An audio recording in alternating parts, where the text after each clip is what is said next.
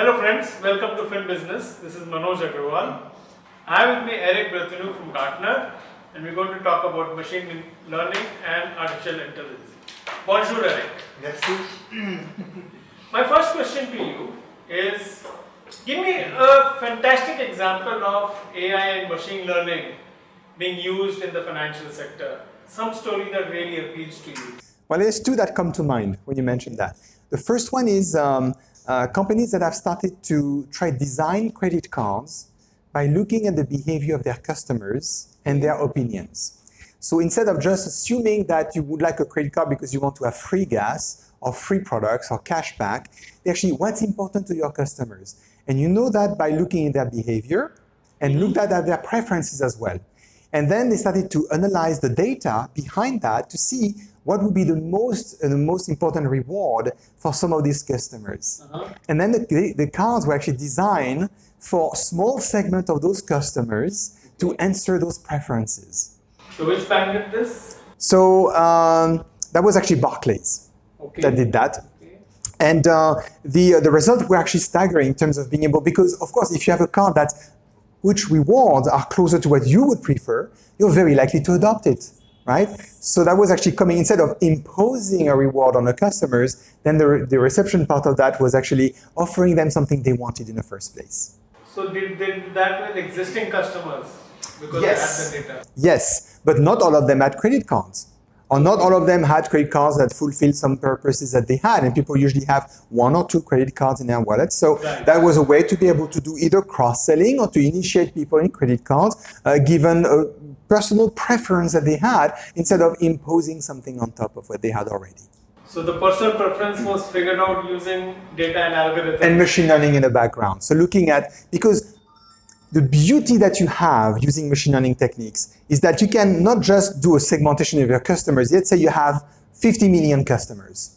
And instead of having like 5 segments or 10 segments, you could possibly have 50 million segments with all the very detailed, pragmatic references and profile for each of those. Of course, you cannot create 50 million credit cards, right?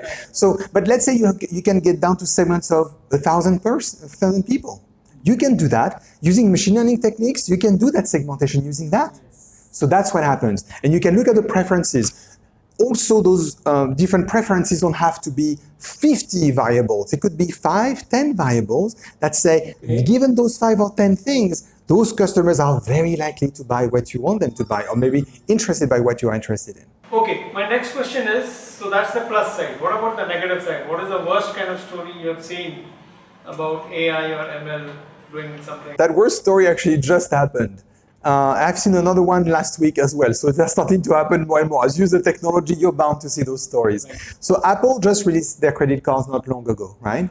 Their founder, Steve Wozniak, actually relayed the fact that he could be available and applicable for a card, but not his wife. Yeah. And so it showed that actually, given the fact they're in the same household and everything else, you would expect an algorithm to treat them the same. Well, it turned out that algorithm actually discriminates by gender, which made a huge splash because Wozniak, of course, Steve Wozniak communicated on that. It made the news, it started to be viral. Now we have CNBC interviewing people about that. And who knows what other algorithms behave that way, right? Yes. Because algorithms, but the thing is it's not that an algorithm discriminates, it's that the data that an algorithm uses to create a model reflect cases that were discrimination cases. So the machine just learned the behavior of what happened before. Yes. It's not its fault, right? It's just like showing what the data shows.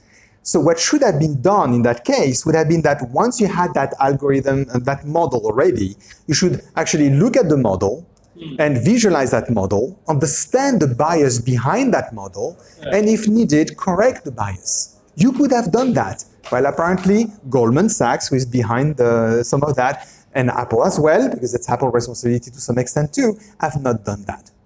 So that's actually very recent. This week, it's just happening this week. The thing is going viral as we speak, and it's going to be one of the issues. And it's not the first one. It's not going to be the last one. We see going to be some others like that. But that's a great example, or a bad example, of what you could be doing with machine learning techniques without checking upon them. So explainability, interpretability of this model is going to be very important as we move forward. from the business perspective, banks and financial organizations want to use AI to maximize their profits. Yeah. But has it turned the other way around for someone? Not consistently, because they're using that sporadically depending on which applications they're looking at. Of course, some things went not as expected because sometimes human behavior changes. For the bank, sometimes the economic environment changes drastically. Sometimes customer preference do. Sometimes there could be many factors where the data in the market is changing also. So the model you could have been producing before is no longer applicable given the circumstances of the marketplace. That's why you have to consistently revalidate those models. You have to consistently monitor their performance. We call that drifting in the machine learning. A drift is when a model goes bad little by little because the data in the market changes. If the data changes drastically, the model stops functioning altogether. And then bad things can happen as well. I've seen cases, and actually there's a published case of Knights Capital that shows an algorithm they wanted to put in production. They didn't check the validity and the quality of the model. It was a trading model. They lost $450 million in 45 minutes.